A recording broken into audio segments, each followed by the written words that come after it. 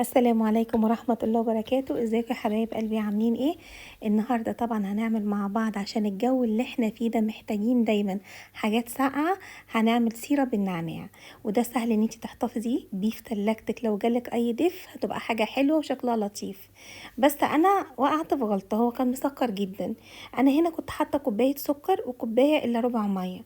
انت خليها كوبايه الا ربع سكر، وحطي نص كوبايه ميه. تمام، لانه طلع مسكر قوي. برضو السكر كتير برضو يعني مش احسن حاجه.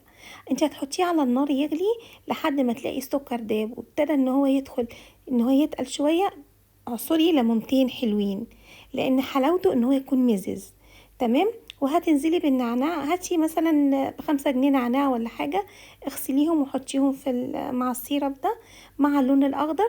بعد ما تحطي النعناع ويغلي كويس، بعد كده حطي اللون الاخضر، وبعد كده ياخد غلوه وروحي اطفي عليه. طبعا ان انت بقى التركات والحركات دي يعني ده شغلك انت. شوفي انت عايزه تجرنشي الحاجه ازاي. انا هنا عايزه تحطيها في ميه وتحطيها في سكر، براحتك. عايزه من نفس الصوص ده تقليه اكتر وتحطيه كده في الكوبايه كده بشكل عشوائي، برضو براحتك. تمام. بس دي كانت ابسط واسهل حاجه حبيت ان انا اعرفك عليها. بصوا يا جماعه، انا اي حاجه ممكن اعملها ويبقى فيها غلطه دي امانه.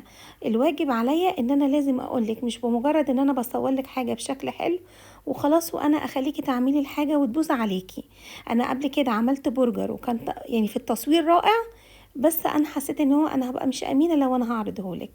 بصي انا صفيته وحطيته كده وسبته لحد ما يبرد. تمام. وبعد كده انا بصي حبيت ان انا انقله من حاجه لحاجه عشان اوريكي اللون، علشان انتي تعتمدي اللون ده. تمام يا حبايبي. بس زي ما اتفقنا نسبه السكر قلليها، كوبايه الا ربع سكر، نص كوبايه ميه. بصوا حبايب قلبي، انتي بتحطي حبه من السيره في الكوبايات، وبتحطي نعناع اخضر فريش، وبتحطي ليمون، وبتحطي بتجيبي حاجه ساقعه، بيضه فاتحه. انا مش عايزه طبعا اقول اي اسم عشان ما يبقاش اعلان، بس طبعا في منتجات مصريه حلوه جدا، يا ريت تجيبوها برضو. تمام. اديني بص حطيت تلج، مكعبات تلج، هحط نعناع وهحط ليمون. بصوا يا جماعه، في الحر اللي احنا فيه ده اكتر حاجه محتاجينها حاجات ساقعه ما تكونش مكلفه علينا. ونعمل ايس كريم برضو في البيت ما يكونش مكلف علينا، ولادنا برضو ينتعشوا، لان كل حاجه دلوقتي بقت غاليه. يعني الموهيتو ده في اي مكان هتشربيه بمبلغ وقدره. يعني لو رحتي انتي ولادك كده والزوج خمسة، لا هتلاقي نفسك دفعتي حاجة عالية جدا. بصوا شكله جميل جدا والواناته حلوة، تحسي ان الواناته كده منعشة كده صيفية. وتحطي حاجة فاتحة، منتجات مصرية جميلة جدا. الله ينال ان شاء الله ينال اعجابك، وان شاء الله اشوفكم في فيديو جديد. والسلام عليكم ورحمة الله وبركاته.